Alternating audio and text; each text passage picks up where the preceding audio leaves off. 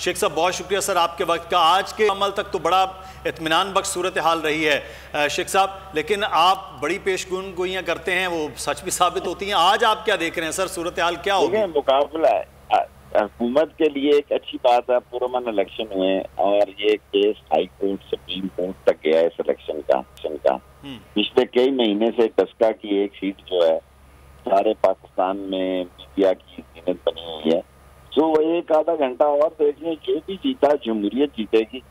और ये election process जो है ये जमहूरियत का नाम है और इन्हें इस्लाहात की तरफ और जाना चाहिए। एक हल्के के लिए हमें इतनी फोर्सेस भेजनी पड़ी हैं कि इतने स्पेशली रेंजर्स को भेजा है, दूसरी अदारों की फोर्सेस को भेजा है कि इलेक्शन पुरअमन में, और इसमें कामयाबी हुई है। जीत हार तो किसी एक की होनी है, लेकिन ये है कि असल मसला ये है कि इलेक्शन जो है वो अपने अमल को पहुंचे हैं और इस अमल को इलेक्शन पहुंचने में इलाके के लोगों को भी, हालांकि यहाँ 2 अफराद जो हैं वो जहाँ भाग हुए हैं, इसके बाद उनके वालिदैन ने भी वोट डाला है। मुझे ये खुशी हुई है कि जो आदमी जहाँ भाग हुआ है उसके भाई ने भी अपनी पार्टी को वोट डाला है और उसके वालिद ने भी डाला है।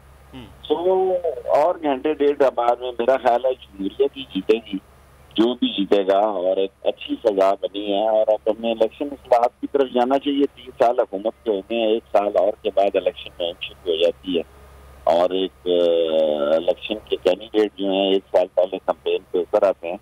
लेकिन एक अच्छी सजा में इलेक्शन होना, मैं समझता हूँ ये हुकूमत की एक बहुत अच्छी शेख साहब, ये हीट पूरा एक हल्के को बयानिए की बना दिया गया कि मियां नवाज शरीफ साहब का ये बयानिया है, इस हल्के का वोटर उसके साथ है। पाकिस्तान तहरीक इंसाफ कहते हैं हम चोरों के खिलाफ खड़े हो। तो ये एक हल्के को बयानिए की सूरत और हुकूमत की कामयाबी या नाकामी की सूरत में जो बनाया गया है, इसमें हुकूमत का भी उतना हिस्सा है जितना अपोजिशन का है। आप नहीं समझते इलेक्शन को इलेक्शन नहीं रहने दिया गया पिछली बार, तब तक ये सूरत हाल आई है?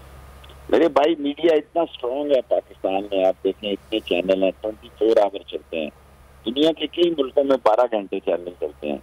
अब ये खबर तो देनी है रोज की, 24 घंटे के बाद मीडिया को एक ताज़ा खबर चाहिए होती है। और इस इलेक्शन में काफी सारा आपका टाइम जो है वो मसरूफ़ कार रखा है और इसमें जीत हार जो होती है वो एक ने तो जीतना ही होता है।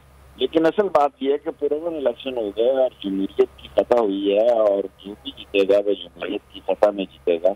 और बाकी बयानिए तो पाकिस्तान में आप देखते हैं एक दिन में लोग 3-3 दफा देते हैं, क्योंकि मीडिया दुनिया में कहीं ऐसा नहीं कि 2-3 दफा बयानिए चलें।